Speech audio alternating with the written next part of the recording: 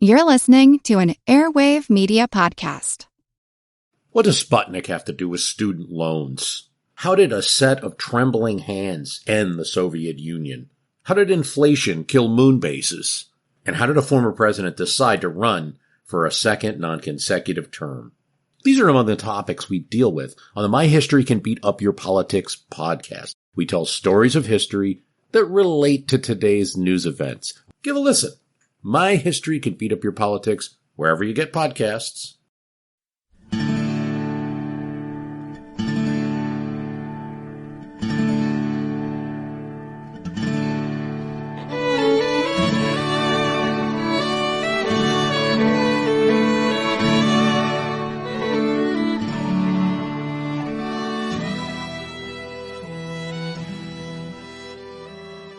Hey everyone, welcome to episode number 164 of our Civil War podcast. My name is Rich.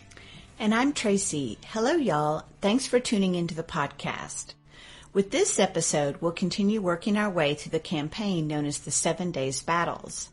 Each of the battles in the campaign took place just to the east of Richmond, the Confederate capital. But after the last episode, we realized that in that show, we hadn't done a great job of describing the area over which the action was taking place. So we want to fix that here at the start of this episode. Exactly. And so, as always, we recommend that you pick up a Civil War atlas so you can check out a map and see where these campaigns and battles that we talk about on the podcast took place. But we realize that you might perhaps be listening to the podcast in a time or place, and it's not convenient to have your Civil War Atlas open in front of you, like maybe if you're driving to work or something. So you need to picture in your mind's eye where the action is taking place. And so the layout of the map where the 7 Days Battles took place is actually pretty simple. You can picture in your mind's eye that Richmond is just off to the west or left. Then to the east of Richmond, just a few miles away, is Mechanicsville on the north bank of the Chickahominy River.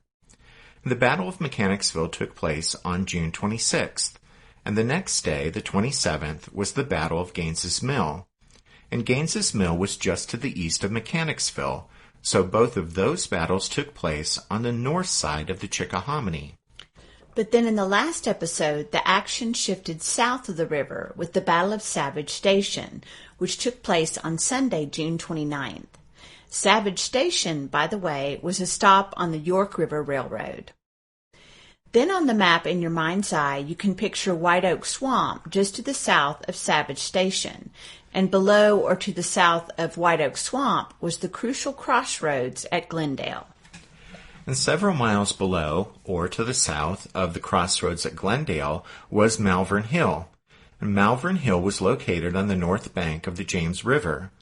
And a stone's throw downstream from Malvern Hill was Haxall's Landing. So, now that the action has shifted south of the Chickahominy as the Army of the Potomac is retreating southward to the James River, hopefully it's fairly easy to picture on the map in your mind's eye from top to bottom, Savage Station, then White Oak Swamp, then Glendale, and then Malvern Hill, with Malvern Hill being on the north bank of the James River. So there you go.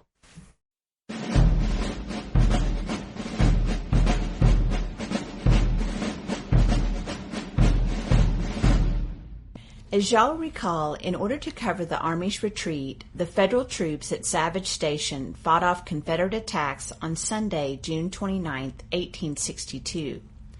After darkness put an end to the fighting, the Federals resumed their withdrawal, leaving behind, at McClellan's orders, some 2,500 sick and wounded Union soldiers in the Savage Station Field Hospital.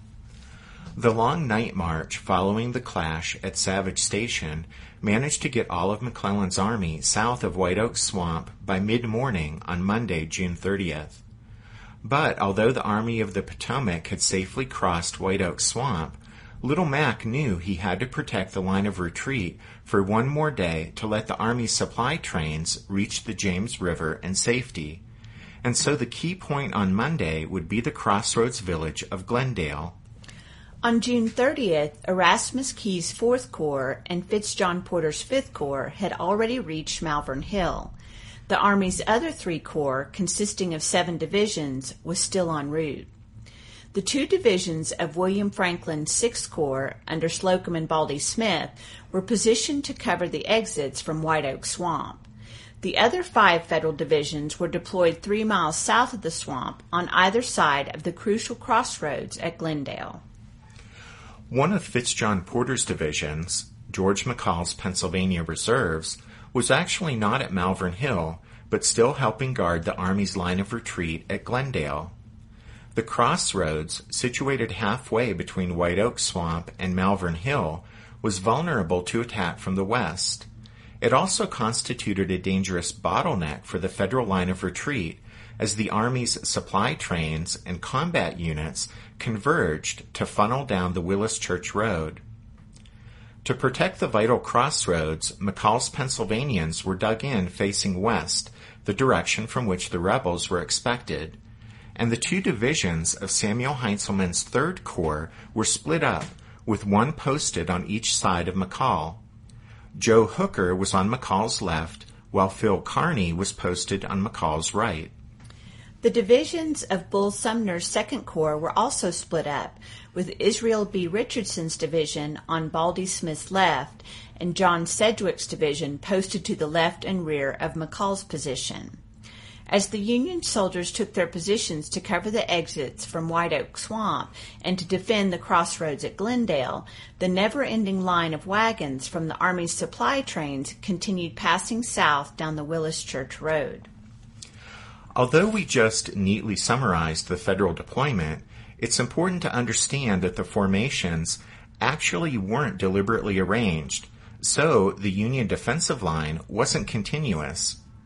Some units were posted in advance of others, and few commanders knew exactly who was on either side of them.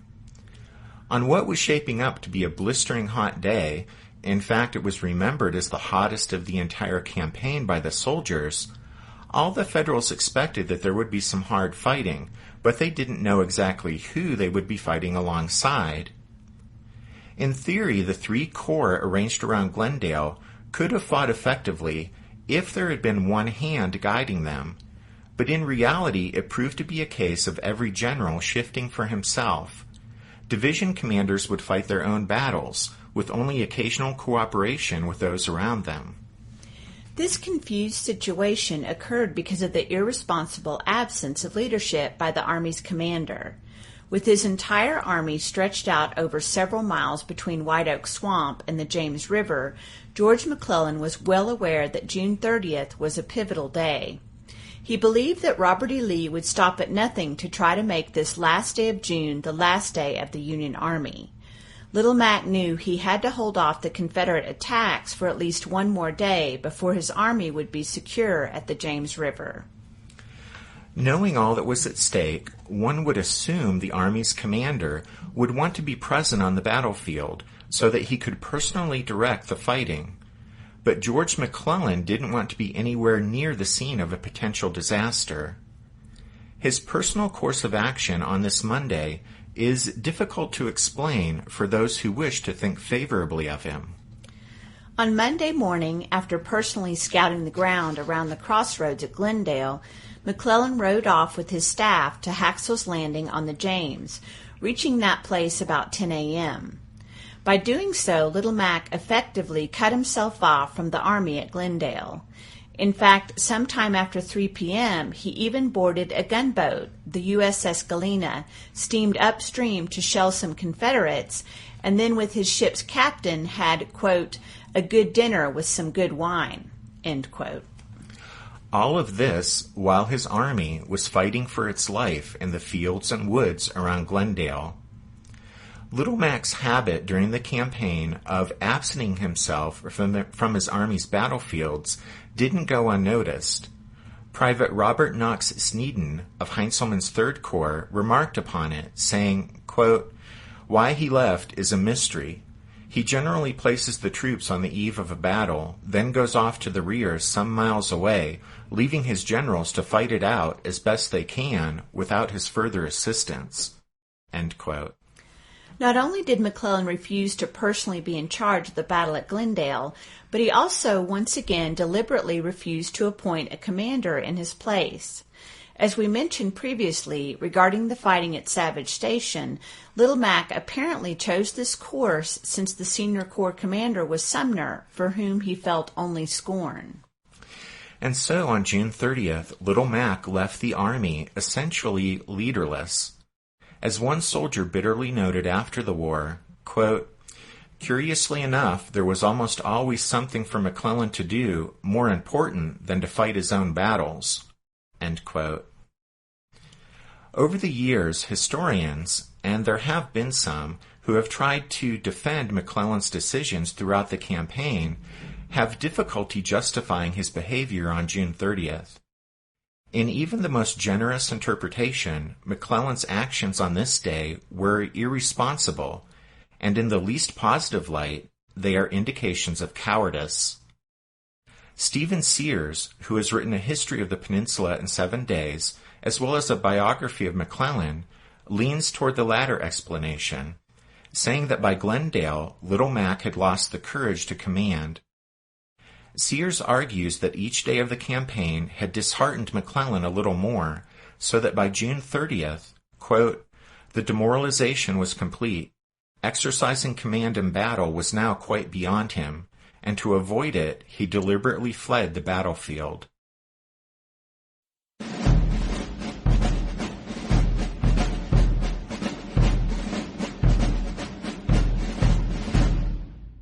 While McClellan fled the battlefield, he left his soldiers on their own, baking in the heat. For some Union soldiers on June 30th, even combat provided an almost welcome distraction, taking their minds off the oppressive weather. One Minnesota soldier in Sedgwick's division wrote, quote, "Each man seemed to think that he could not live 15 minutes from the burning sun that was shining and not a sign of any wind." As the Yankees tried to deal with what Mother Nature threw at them, they all waited anxiously to see what the Confederates would toss into the mix.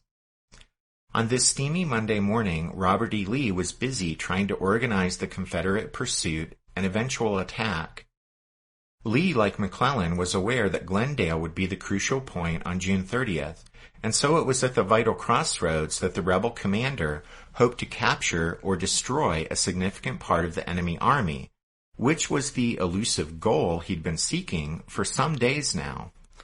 Lee had formations converging on the crossroads from 3 directions, and he hoped that a combined attack could finally bring about the decisive results he'd been seeking. Lee wasn't the only Confederate officer to think so. After the war, E. Porter Alexander declared that there were only a few occasions during the conflict where a major military victory may have ended the war with Confederate independence. He said, quote, "This chance of June 30th, 62 impresses me as the best of all." He further surmised that, quote, "Never before or after did the fates put such a prize within our reach." To make the most of this opportunity, Lee put 6 separate units in motion. It all started at 3:30 a.m. on Monday morning when Stonewall Jackson, unable to sleep because of the storm, rode up to Magruder's headquarters and informed that stressed-out general that he had just put the Valley Army in motion to cross the Chickahominy. Magruder had spent the night up to that point preparing for a possible Union counterattack from Savage Station. At Jackson's news, he felt such relief that he went to bed for the first time in 2 days. Lee came to Magruder's headquarters at dawn and ordered Prince John to turn his troops around and move down the Darbytown Road, where he would act as a reserve force for Longstreet and A.P. Hill. Lee had decided that Stonewall Jackson would take up direct pursuit of the Yankees through the White Oak Swamp, and so after leaving Magruder, Lee went to meet with Jackson at Savage Station. The 2 generals stood apart from their aides, with Jackson talking in an excited way. Stonewall drew something on the ground with his boot.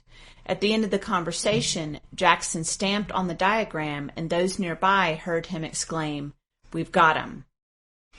Lee and Jackson parted ways, and you assume they were in agreement as to what was to be done that day. Stonewall would pursue the Yankees through White Oak Swamp, And although no one knows exactly what Lee expected Jackson to do once he reached the stream that cut through the swamp, it's clear Lee expected an aggressive Stonewall to be an essential part of any successful battle on Monday. You certainly have to conclude that Lee expected Jackson to do more than he ultimately did. In a week of bad performances by Stonewall, June 30th is generally considered by both his own baffled soldiers and by historians as his poorest showing. At any rate, while Jackson moved south against the rear of McClellan's retreating army, Lee had 4 units designated to come in from the west and attack the Union flank. Theophilus Holmes' 7,000-man division had recently crossed over the James from south of the river. The nearly deaf 57-year-old North Carolinian marched his division east along the river road toward Malvern Hill. Though Holmes was on a path that would allow him to intercept the head of the retreating Yankee column, Lee didn't give him such orders. Holmes' men weren't veterans, and his force was too small to accomplish much against a Federal corps. But Lee did intend for him to harass the enemy wagon train crossing Malvern Hill and hopefully prevent Union troops from rushing north to aid their comrades at Glendale. It was at Glendale that Robert E. Lee aimed his 3 remaining divisions to pierce and break the enemy line. Lee had Huger's 12,000-man division and the combined 20,000 men of Longstreet and A.P. Hill heading in that direction, with the promise of Magruder's 13,500-man force lending its weight and support if necessary. Lee expected Huger to open the battle by striking at Glendale from the northwest down the Charles City Road at about the same time that Stonewall Jackson would come in from the north, threatening the Union rear. While the enemy was engaged with these forces to their north and northwest, Longstreet and A.P. Hill would add their offensive punch by striking from the west along the Long Bridge Road. It was a solid plan, but as had been the case all week long, very little would go as Robert E. Lee had intended.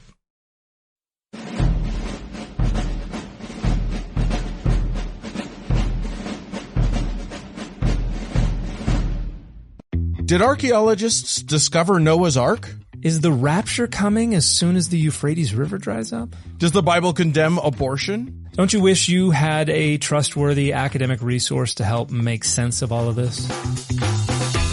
Well, I'm Dan Beecher, and he's award-winning Bible scholar and TikTok sensation Dr. Dan McClellan, and we want to invite you to the Data Over Dogma podcast, where our mission is to increase public access to the academic study of the Bible and religion, and also to combat the spread of misinformation about the same. But, in a fun way. Every week we tackle fascinating topics. We go back to source materials in their original languages. And we interview top scholars in the field. So whether you're a devout believer, or you're just interested in a clear-eyed, deeply informed look at one of the most influential books of all time, we think you're going to love the Data Over Dogma podcast. Wherever you subscribe to awesome shows.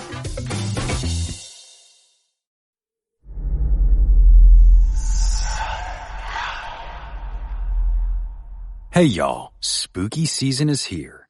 And if you're looking for a show to whet your appetite for a little haunted history, then I'd like to invite you to check out Southern Gothic, a chart-topping history podcast that explores some of the most infamous legends, folklore, ghost stories, and hauntings of the American South. We've covered all sorts of stuff from the Bell Witch of Tennessee to the disappearance of the Confederate submarine, the H.L. Hunley. Not to mention our deep dives into the local lore of some of America's oldest and most haunted cities, like New Orleans, Charleston, and St. Augustine. So, if you're ready for a little good old-fashioned Halloween storytelling with a commitment to quality historical research, then be sure to check out Southern Gothic today. It's available now on all your favorite podcast apps. Huger began his march at first light, with William Mahone's brigade in the lead. Mahone hadn't gone far when he encountered obstructions in the form of trees felled across the road. He estimated the obstacles continued for nearly a mile. While no problem for infantry, the trees would prevent artillery from passing. Mahone, who had been a railroad construction engineer before the war, convinced Huger, an old ordnance officer, that the best way to tackle the problem was to hack a new path through the woods, rather than clear the road they were on. It was an odd suggestion, but Huger agreed to it. Mahone's suggestion and Huger's agreement to it led to the so-called Battle of the Axes, in which Confederates hacked a path out of the woods for a mile, while Union axemen simultaneously felled further obstructions across the road. Needless to say, the progress of Huger's column slowed to a crawl. Huger sent a message to Lee saying he had been a bit delayed, but he didn't relate the full extent of his situation. Remember, Lee had expected Huger's attack to be the signal for the start of the Army's concerted assault. Instead, Huger basically wouldn't get a single man into the fight that entire day. While Huger was failing in his role in Lee's plan for the day, Stonewall Jackson wasn't performing any better.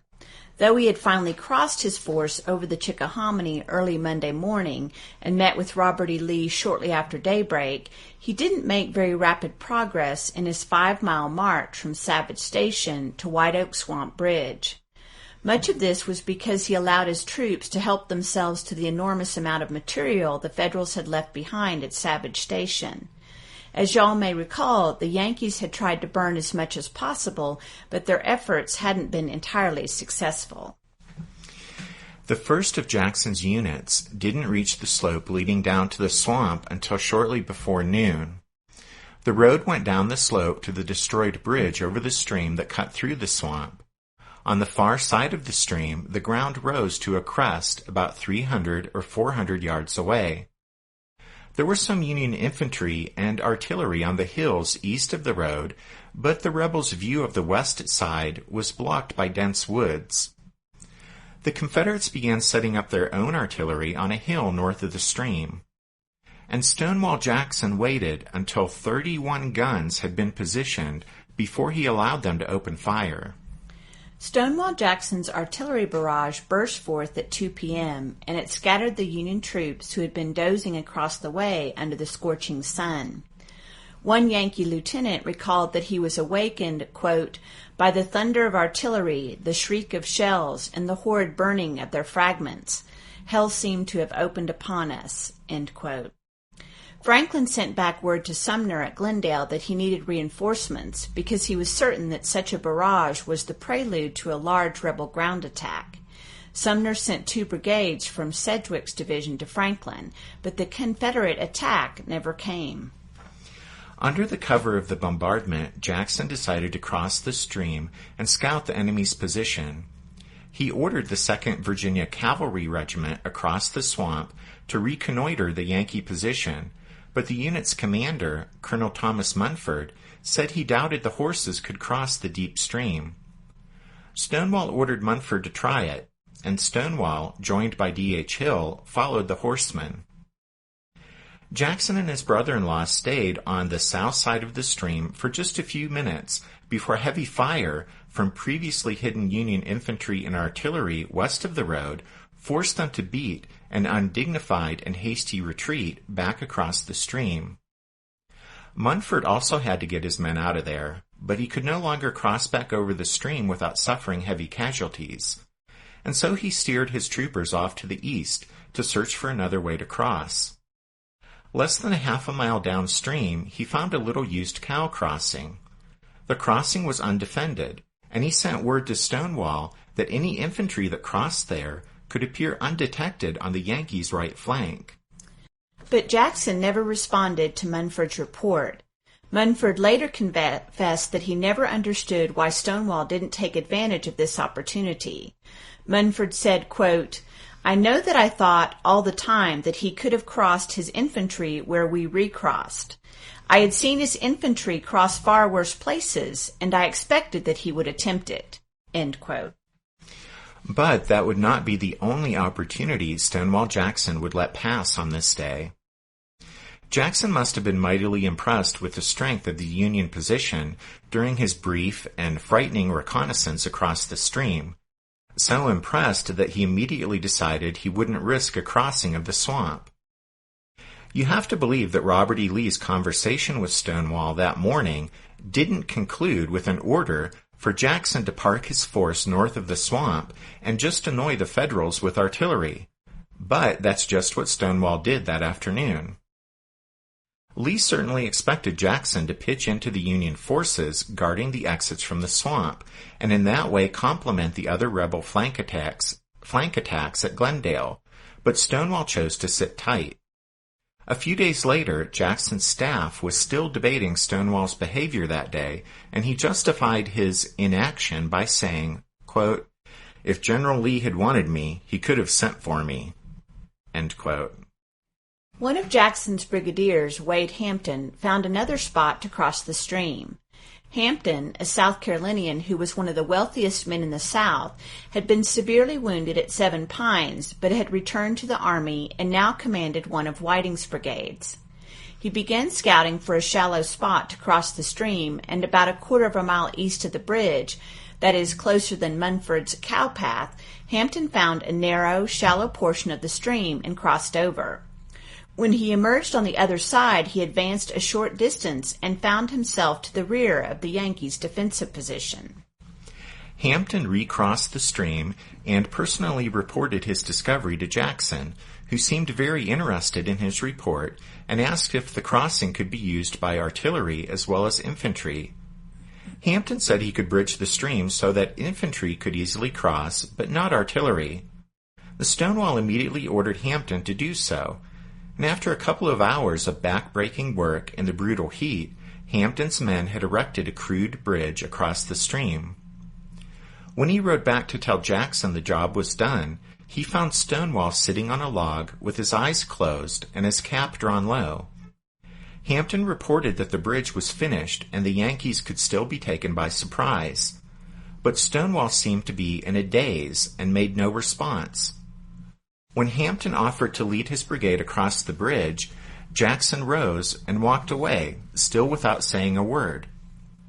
Not knowing what to make of this, and getting no help from Stonewall's staff, who were just as confused by their chief's behavior, Hampton stood there awkwardly for a few minutes before returning to his brigade to await orders that never came.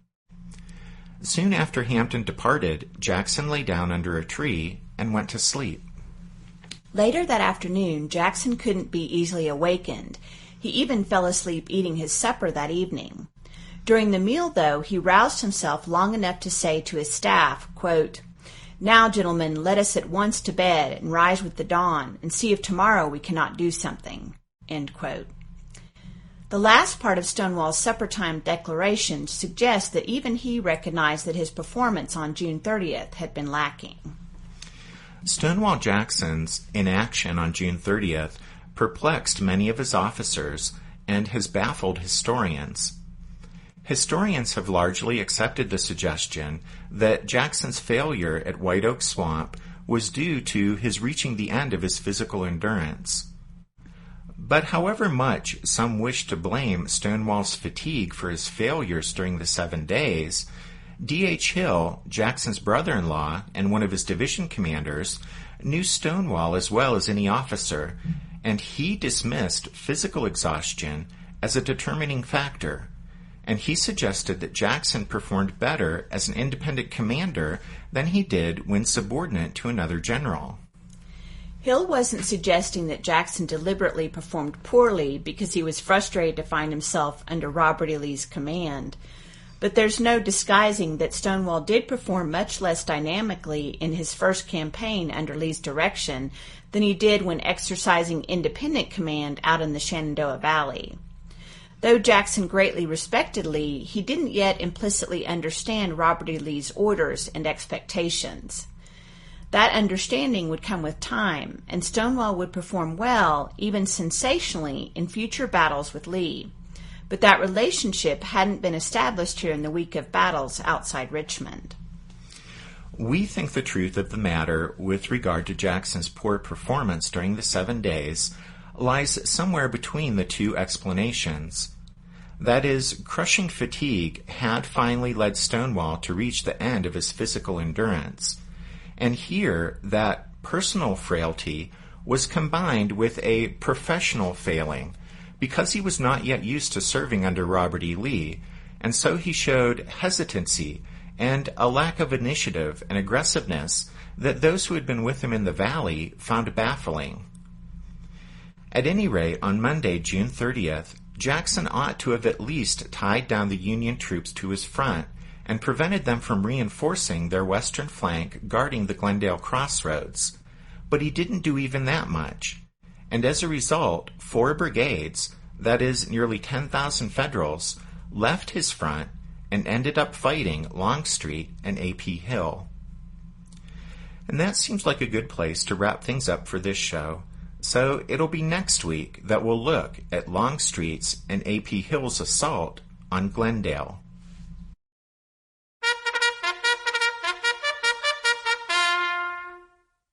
That means it's time for this episode's book recommendation. And our recommendation this time is Extraordinary Circumstances, The 7 Days Battles by Brian K. Burton. Burton's book is a serviceable account of the 7 days, and like all of our other book recommendations, you can find it listed on the podcast website, which is www.civilwarpodcast.org. As we close the show, we want to be sure to thank Jeffrey P. in the United Arab Emirates for his donation, and then we'll welcome several new members of the Strawfoot Brigade, Paul, Susan, and Mike. Just yesterday, we released the 5th and last members episode in the Jeb Stuart story arc. Thanks for listening to this episode of The Civil War, 1861 to 1865, a history podcast. Rich and I do hope you'll join us again next time when we'll continue looking at the events of June 30th, 1862. But until then, take care. Thanks, everyone. Bye.